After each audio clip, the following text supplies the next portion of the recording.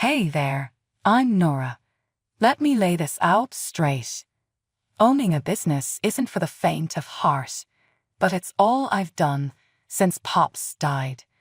The man was a true rags to riches success story.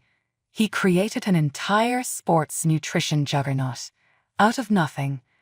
After he left, it was up to me and my big bro Ryan to keep the ship afloat. He booted to CEO, and I landed in the HR director role. Well, it was early autumn at least. The leaves crisping. You get the gist.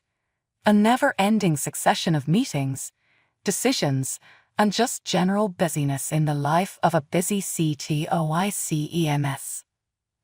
Ryan, you and I were up in his office one morning.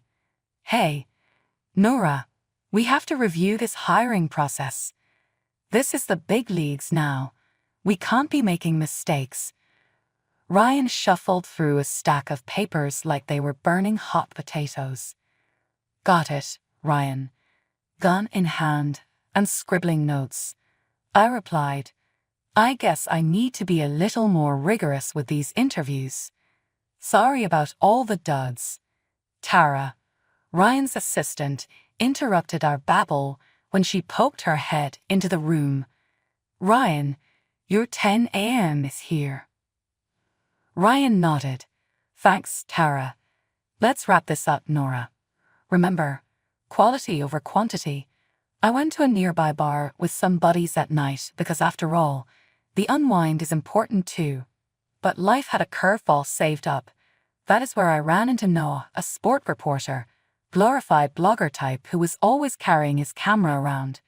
He had that slay smile, told me he knew who I was from an industry bash. You're Nora, right? The nutrition guru. Next time, he murmured, approaching the bar where I sat perched. Guilty as charged. You're Noah, sports talking head who can't handle his booze? After his less than impressive performance at an event, I joked. Noah laughed, his ego intact. Fair call, but let me do something for you. Can I buy you a drink? I was ready to blow him off, but I could not persist. Okay, but make it tasteful. No beer goggle specials. So now neither the alcohol nor my vagabond wasn't making Noah's charm last. He was clever. He knew his shit that I wasn't in the business of diving and hoping for water to be there. Fast forward a few months and things started to get real. Ryan was so protective, calling me into his plush office that looked more like a fortress. Ryan broke in. Nora, Noah.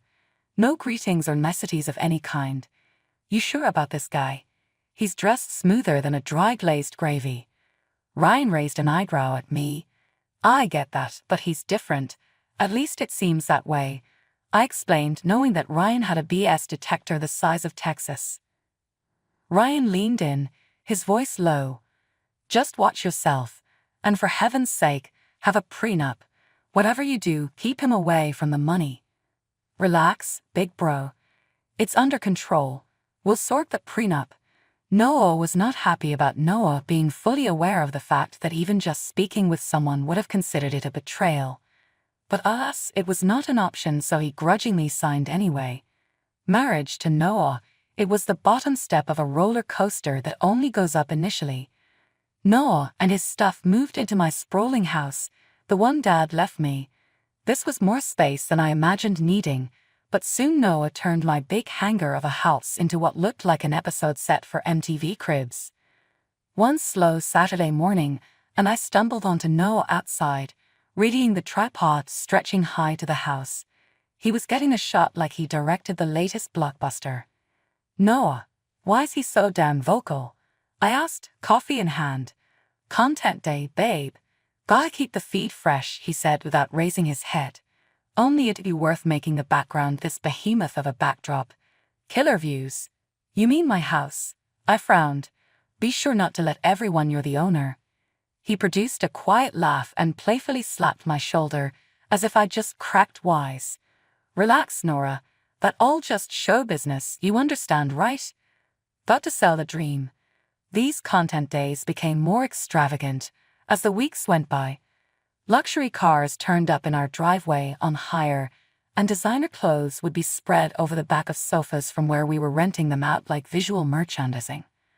I found Noah one night rifling through a stack of over-the-top watches and doodads. The living room looked like a clip out of one of those reality shows, except people shopped as if tomorrow was not coming. "So you going to start running a pawn shop with all this?" I joked to lighten the mood. "All props, Nora. It's for the gram, you know." Noah responded, his eyes never looking away from the screen on your phone where he read every comment and like, "Gotta keep up with the Joneses." It wasn't just the props. Bills started piling up too. Noah ensured we were seen at every popular joint in town, as his credit card debts lined up like a house on fire. Arriving home one evening, I found Noah surrounded by what seemed to be a wind-up film crew in our living room. He was dressed in a suit, showing us around our house like we were at 10 p.m. and watching the Fancy America real estate show. "Noah, do you have a second?" Patience be damned. I yanked him aside. "Sure, babe. What's up?" He gave us his lobby-ready smile without breaking stride. "All of this, everything." I waved my hand at the lights and people. "It's too much. Jesus, you're turning our home into a circus." Noah looked hard for a moment before he took my hands between his own. "Nora, love, this is good for both of us. These videos, they are going viral. It's all branding, baby. This is just killing it for us. Just enjoy the ride." They were a precious few days, and on one rare evening actually at home for dinner, Noah suggested something that sounded promising. "Hey, Nora, I was wondering," Noah said nonchalantly as he handed me the salad bowl, "how about I give our family business a little push via my blog? Sports nutrition products.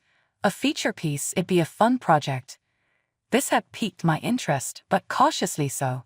Success was not really a guaranteed formula for mixing business with pleasure. "Really?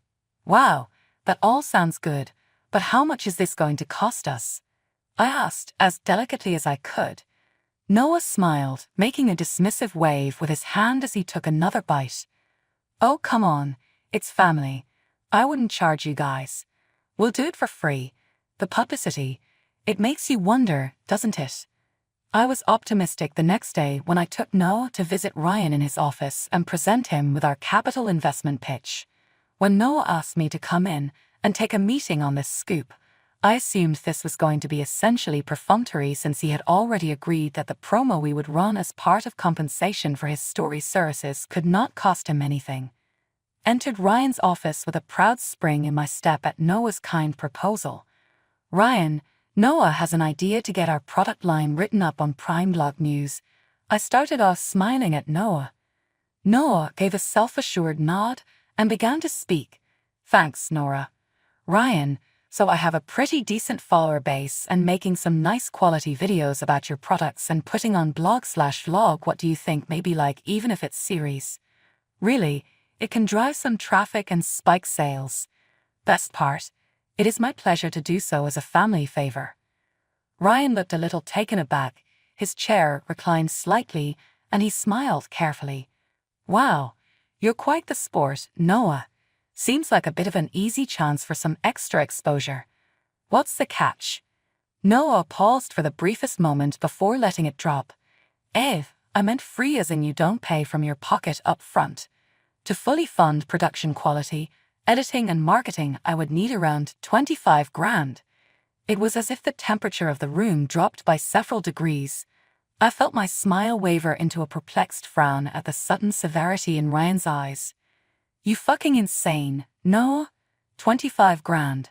I laughed, interjecting now this would be free, and while I am horrified to realize how that must sound distantly, Noah was not discouraged. "Sure, free as in I'm not turning a profit on this. And that just covers their costs. It is par for the course with this type of work." The expression on Ryan was unreadable, and he got a response when they went back to talking.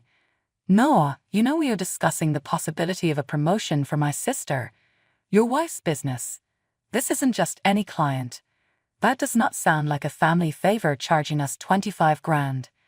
At that, Noah straightened up a little defensive but definitely proud. It's business, Ryan. Such is the nature of media. If this is what you have to pay for professional quality. Ryan ended the meeting by diplomatically but unequivocally turning Noah down.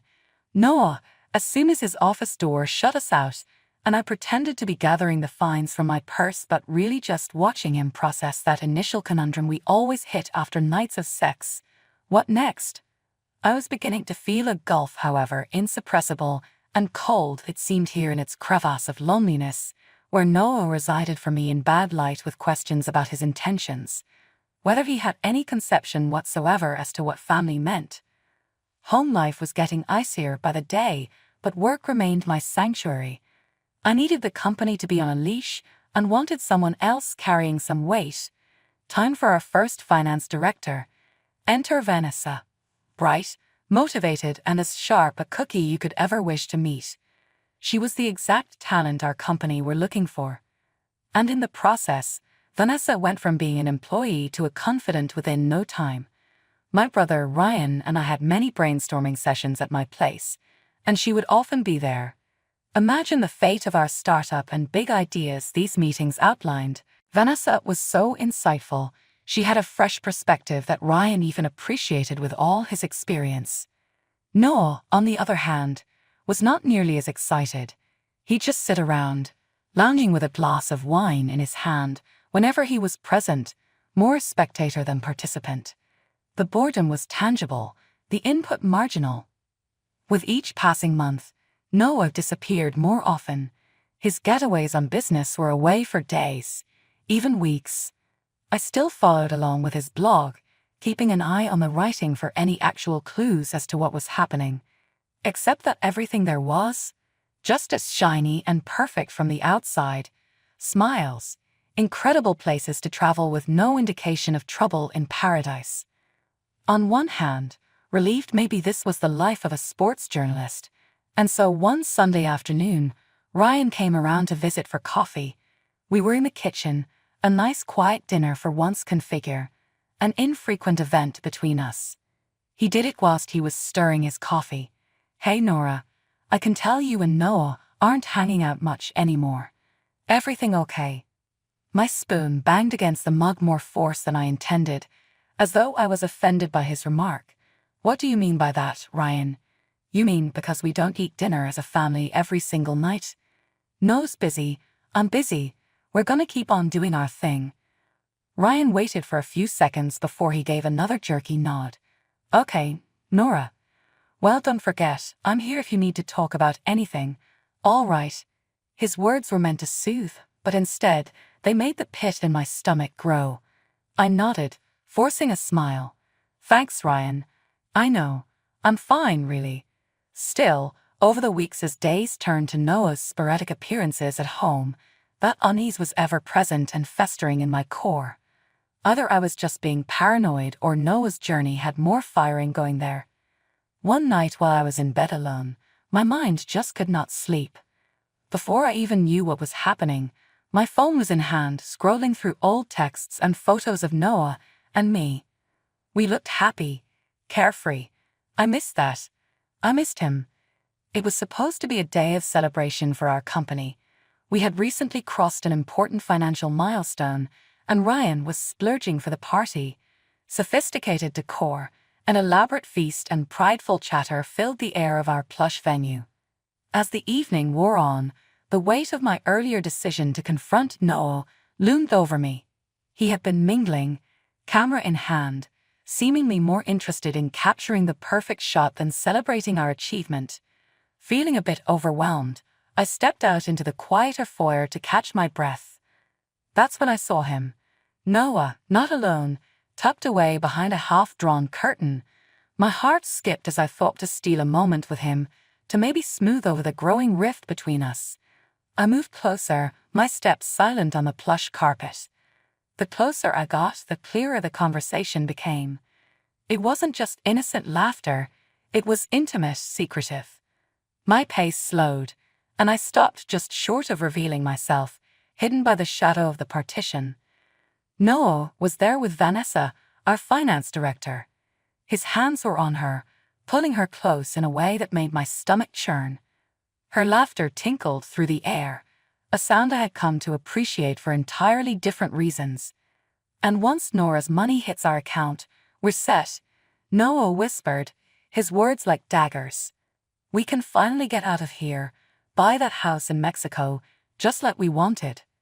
Vanessa giggled, her voice dripping with contempt.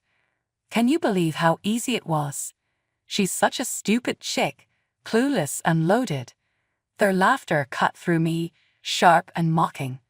My breath caught in my throat, heart pounding with a cocktail of hurt and fury. How long had this been going on? How could I have been so blind? I backed away quietly, ensuring they didn't notice me. My mind raced as I returned to the party, finding Ryan in the crowd. His face was lit up with pride and joy, sharing a joke with some of our top managers. I pulled him aside, my voice a hushed, urgent whisper. Ryan, I need to talk to you. It's urgent. Let's find somewhere private. Once secluded, I spilled everything, every word, every laugh I had overheard. Ryan's face hardened with each detail, his initial shock turning to icy fury. We'll handle this, Nora, he said, his voice low and steady. We'll get auditors to go through the accounts first thing tomorrow. I'll also find a detective. We need solid evidence. His decisiveness was a balm, and his next words were a vow. They won't get away with this. Not against my sister, not against our company. We returned to the party, our faces masks of composure. Inside, I was reeling, but outwardly, I was calm, even as Noah and Vanessa rejoined the group, laughing, oblivious to the storm coming their way. The morning after the party, I was up early, driven by a mix of adrenaline and resolve. I met Ryan at the office before anyone else had arrived. He had already lined up meetings with some of the best auditors in the city and was on the phone trying to secure a reputable private detective. Nora, I've got someone coming in at 9. He's supposed to be one of the best, Ryan said as soon as I walked into his office, his face stern, the lines around his eyes deeper than usual. The auditors arrived, a team of 3, each with a laptop and a briefcase full of what I assumed were tools of their trade. They set up in one of our conference rooms, and Ryan and I briefed them on the situation without going into too many personal details. We've noticed some discrepancies in our accounts, small transactions that don't add up, Ryan explained, his voice firm. Make sure to go through each transaction for the last 6 months with a fine-tooth comb. The plan traded with Iris as a messenger for the first auditor, Janet. So we are going to go dive deep and start with the bank statements, cross-reference them in your ledgers and every transaction. It will take a few days, but we'll get to the bottom of where your money has been going. One of them was absent that morning, but Ryan knew better than to think he would not materialize, and thus it went. Later in the afternoon, a private detective crouched into his office on Old Timbers. A middle-aged man called Carl, professional to the bone from his body language. Taking the chair across from Ryan in his office, Carl said, Mr. Marshall told me you are dealing with possible internal fraud. I met his eye. Yes, and maybe more than that. We also believe it may be connected to a personal matter. Carl nodded, scribbling in his notepad. I'm going to need certain info, bank records, employee details, hopefully some communications and all the usual help that may build up a better picture of what might be happening. Days went by and the office was getting increasingly more intense. But I kept working, relating to my team, and even talking with Noah and Vanessa. Every interaction felt like walking on glass. Later auditors called us to the conference room and we got that review. And the news was as we had feared. Janet laid it out for us. Detective Windsor tapped her pen on the desk, opened a binder, and released several papers from inside before reading aloud. We found multiple false transactions amounting to just over $2 million, all being siphoned into an account eventually appearing in Mr. Noah Thompson's name after some research. I was stunned, the realization of it all hitting me deep into my gut. But there was more. And Carl was ready with his story as well. I've been tracking Mr. Thompson and Miss Vanessa Aronson for ages. They have been taking care, but it did not take long enough. I have pics of them, receipts for a car he purchased her and jewelry, tons of it. He took out the pictures and placed them on the table one by one, which was a knife to my heart. They have also purchased tickets Mexico. It appears they are planning to depart in 4 months. And this, Carl said, passing her a sheet of paper.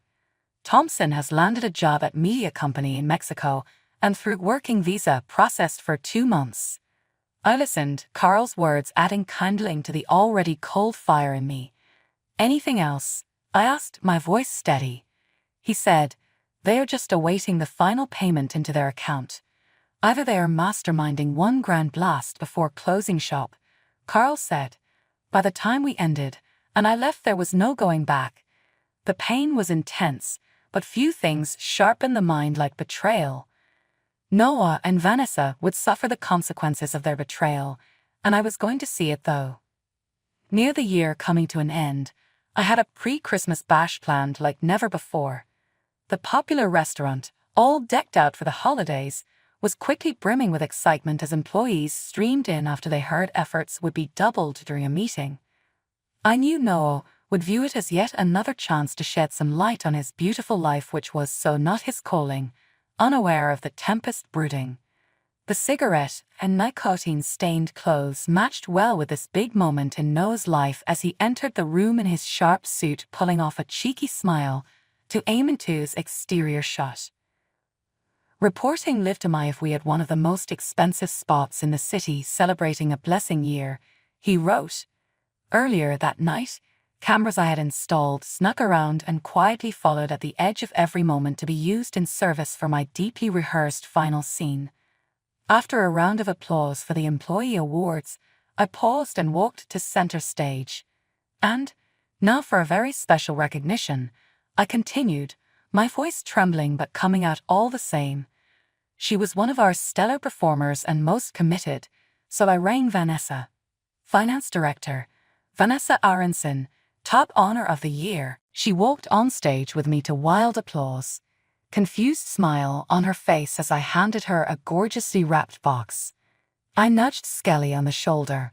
Open it later, and she nodded as she scooped her up with treasure in Tao. Stage 3, the grand final.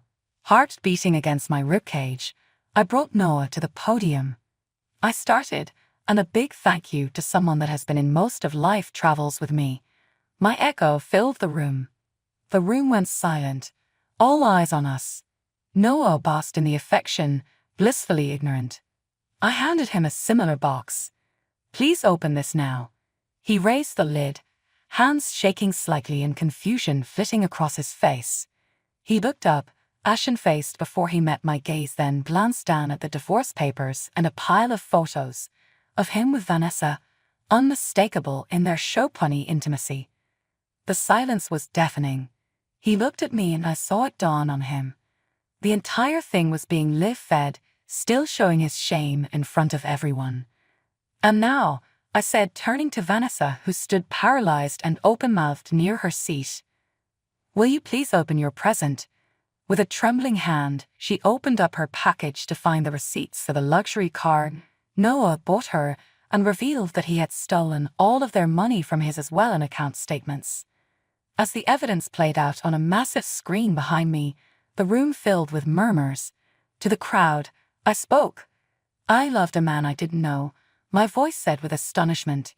He and our finance director conspired to not only steal money from this company, but also trust in each other as the foundation of a future together. His voice cracked as he picked up the mic. It was all her idea. Seduced me into this mess. He cried out, his finger trembling as it stretched in the direction of Vanessa. Then Vanessa charged up on stage, her face a twisted mask of fury. You liar. You told me we'd have a real life. As the crowd gasping, she slapped in his face and voice echo of sound. Ryan stepped in front of me and placed a large hand on my shoulder. The police are on their way. And both of you will pay for your crime, he yelled out through the mic. As the police busted in, chaos dominated the room along with Noah and Vanessa found themselves being cuffed up screaming their protests. They were ushered away, and I felt relief but also sorrow, a complicated tangle of emotions in my chest. The tat had gone viral after Noah live-streamed the pre-Christmas event. My phone was going mad, notifications just building and building from the people that had tuned in to watch everything go down. This use case got turned into the recurring advice to start your own blog. I chuckled at that. Me, a blogger.